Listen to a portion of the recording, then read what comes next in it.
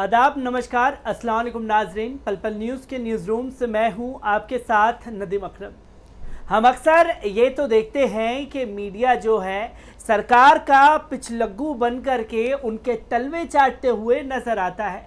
ये तब ज़्यादा उग्र हो जाते हैं अगर कोई सरकार पर सवाल उठाए तो सरकार पर सवाल उठाने वाले को ही कटघरे में ला करके खड़ा कर देते हैं, या ये तब ज़्यादा उग्र हो जाते हैं जब इन्हें सरकार को बचाने के लिए देश में हिंदू मुसलमान कराना हो तो एक सांप्रदायिक रंग दे करके माहौल को बदलने की कोशिश करते हैं, जैसा कि अभी मौजूदा दौर में देखने को भी मिल रहा है।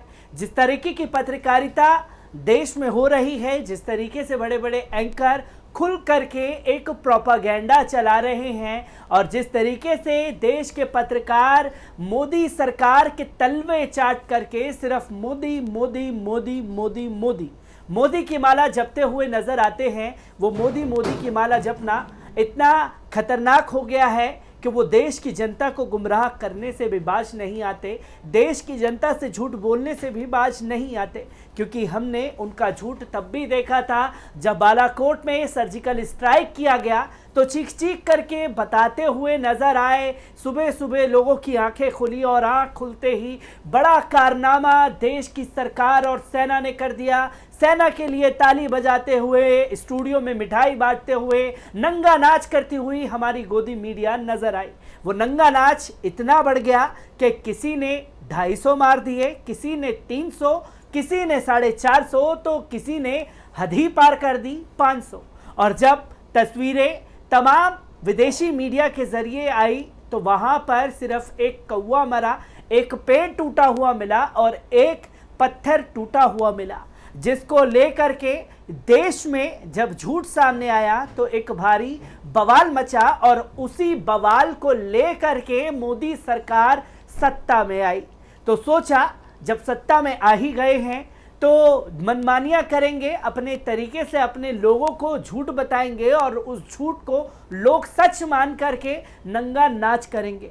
मैं नंगा नाच इसलिए कह रहा हूं क्योंकि लगातार हम लोग ये देख रहे हैं कि मीडिया एक सरकार का पालतू कुत्ता हो चुका है, जिसके गले में पट्टा डाल दिया गया है और वो उस पट्टे के आधार पर हंटर पड़ते ही नाचने लगता है। जी हाँ, चीन के साथ हुई मुठभेड़ में भी कुछ ऐसा ही हुआ, जहां चीन ने हमारे 20 जवानों को शहीद कर दिया।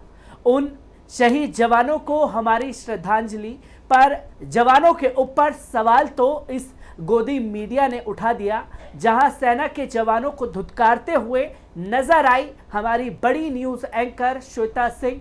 तो वहीं तमाम लोग सेना के ऊपर सवाल खड़े करने लगे और कुछ तो इतने आगे निकल गए जिन्होंने ये तक कह दिया कि 43 चीनी सैनिक मारे गए। तो वहीं रिपब्लिक टीवी के एंकर ये दावा करने लगे कि हमने इतने सैनिक मार दिए हैं कि चीन अभी तक लाशें नहीं गिन पाया है।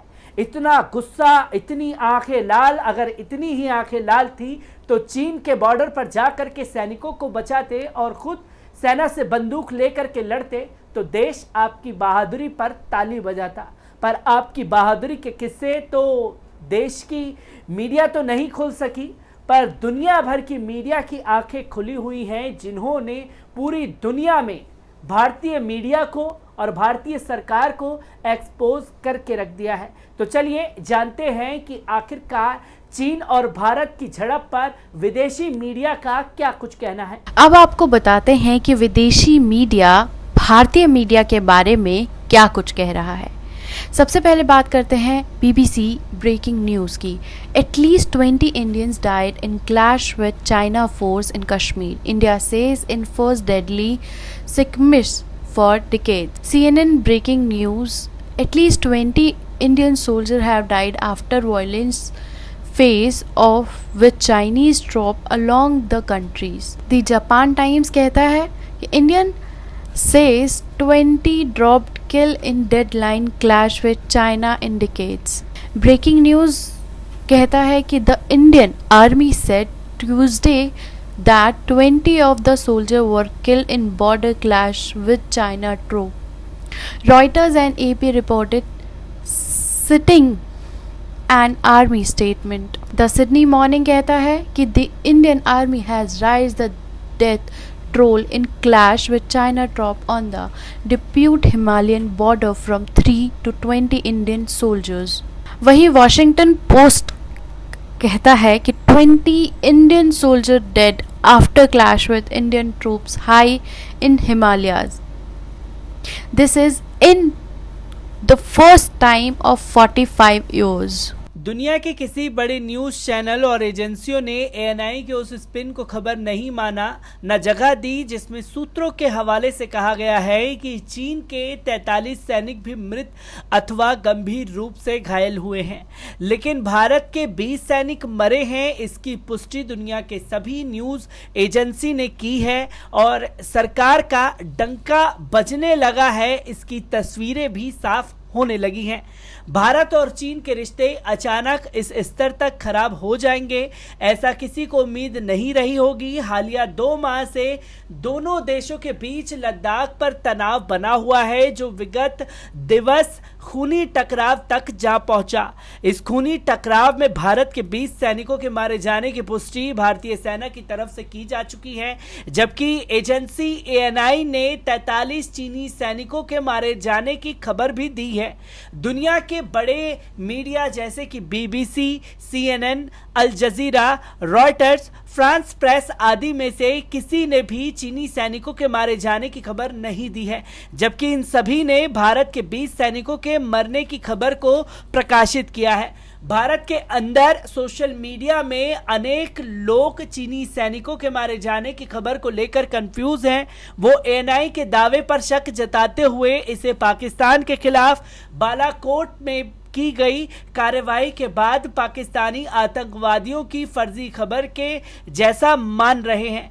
ज्ञात हो कि भारत ने पाकिस्तान के बालाकोट में सर्जिकल स्ट्राइक की थी, सैन्य कार्रवाई की थी, जिसके बाद भारतीय मीडिया ने कभी 300, कभी 400 और कभी 500 पाक आतंकवादियों के मारे जाने की खबरों को फैलाकर जनता को गुमराह करने का काम किया था, जबकि बाद में जो समाचार आए थे उनके मुताबिक बालाकोट की कार्रवाई में पाकिस्तान का एक कोवा 3 तरखत निशाना बने थे। 16 जून को भारत और चीन के बीच चल रहे सीमा विवाद ने हिंसक रूप धारण कर लिया। भारत की तरफ से लद्दाख की गालवान घाटी में 20 सैनिकों की मौत की रिपोर्ट आई है। रिपोर्ट आने के तुरंत बाद झड़प के दौरान 43 चीनी सैनिकों के मारे जाने की खबर फैलनी शुरू हो गई है। इस जानकारी को डीडी न्यूज ने एजेंसी रिपोर्ट के हवाले से ट्वीट किया। नवजीवन, इंडिया टीवी और एबीपी न्यूज जैसे मीडिया संस्थानों ने भी ऐसा ही दावा किया।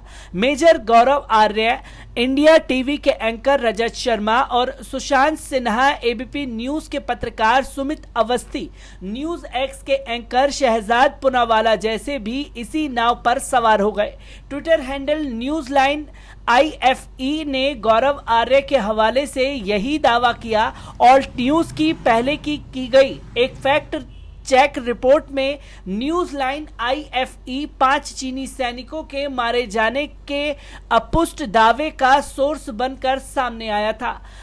आप इंडिया, इसकी एडिटर नुपुर शर्मा और Twitter users the skin doctor ने भी 43 चीनी सैनिकों की मौत की न्यूज को प्रसारित किया। इंडिया टुडे के एंकर राजदीप सरदेसाई ने लिखा कि एएनआई ने चीनी सूत्रों के हवाले से दावा किया है कि झड़प में 43 चीनी सैनिक भी मारे गए हैं। उन्होंने आगे लिखा, इस बारे में चीन की तरफ से कोई पुष्टि नहीं हुई है। विश्व हिंदू परिषद VHP के राष्ट्रीय प्रवक्ता विजय शंकर तिवारी ने लिखा, 43 चीनी सैनिक भी मारे गए।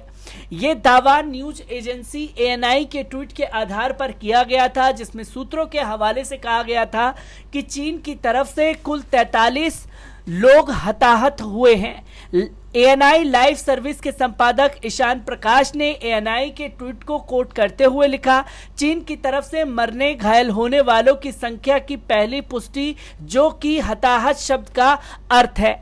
ध्यान देने वाली बात है कि एएनआई ने मारे गए चीनी सैनिकों का सटीक आंकड़ा नहीं दिया, बल्कि ये लिखा कि 43 की संख्या मृत और घायल दोनों को मिलाकर है।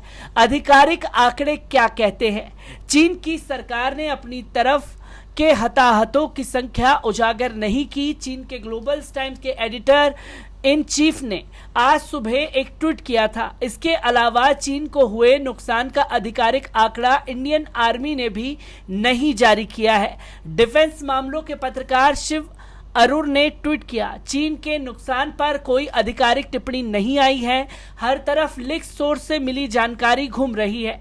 इंडियन एक्सप्रेस में डिप्टी एडिटर सुशांत सिंह ने भी ट्वीट किया कि चीन को हुए नुकसान 43 या 430 का कुछ भी, पर आर्मी की तरफ कोई आधिकारिक बयान नहीं आया है। इसलिए कथित तौर पर चीन को हुआ नुकसान बताने वाले एएनआई के ट्वीट में मृत और घायल दोनों की बात की गई थी। इसे 43 चीनी सैनिकों की मौत बताकर गलत ढंग से प्रचारित किया गया। गौर करने वाली बात है कि ना तो चीन ने और ना ही किसी प्रतिष्ठित डिफेंस जर्नलिस्ट ने पीपल्स लिबरेशन आर्मी पीएलए के हताहतों की संख्या की पुष्टि की है। तो दोस्तों, आपने देखा कि किस तरीके से दावा किया जा रहा था एएनआई द्वारा, जिसमें बड़े बड़े पत्रकार राजदीप सरदेसाई, बड़े बड़े न्यूज़ एंकर ये कहते हुए नजर आए कि एएनआई का दावा है कि 43 जवान जो है वो मार दिए गए हैं चीन के। पर एक भी विदेशी मीडिया ने चीनी सैनिकों के मरने की पुष्टि नहीं की। हालांकि 20 जवानों की पुष्टि हुई है भारत सरकार की तरफ से। ये भारत सरकार 2 दिन तक चुप्पी साधे बैठी रही। पहले 3 का जिक्र था और 20 जवान की चुप्पी तब टूटी जब 2 दिन बाद पूरी दुनिया में भारतीय सरकार और भारतीय मीडिया एक्सपोज हो गई। आखिरकार ये चुप्पी क्यों थी? आखिरकार चीन को जवाब कब दिया जाएगा? चीन की जो लगातार हरकतें बढ़ रही हैं उसके खिलाफ कब कार्रवाई की जाएगी? ये सिर्फ लाल आंखें सिर्फ पाकिस्तान, नेपाल और श्रीलंका के लिए हैं या चीन को सबक सिखाने का भी काम हमारी भारतीय मीडिया तो छोड़ ही दीजिए, भारतीय सरकार कब जागेगी? जहां बड़े बड़े जुमलेबाजी तो की जाती है पर असल में जवानों को मरने के लिए छोड़ दिया गया है। जहां 20 जवान शहीद हुए, उन जवानों के साथ खड़े होने का वक्त था तो हमारी जो मीडिया है उसने सेना के ऊपर सवाल खड़े कर दिए। भारतीय मीडिया दुनिया भर में एक्सपोज हो चुकी है। दुनिया भर में भारतीय मीडिया की थू-थू हो रही है और उसे बचने के लिए अब क्या रुख हमारी भारतीय मीडिया अपनाएगी ये आने वाला वक्त बताएगा। मैं ऐसी ही तमाम खबरों से आपको रूबरू कराता रहूँगा। तब तक के लिए दीजिए मुझे इजाज़त। शुक्रिया।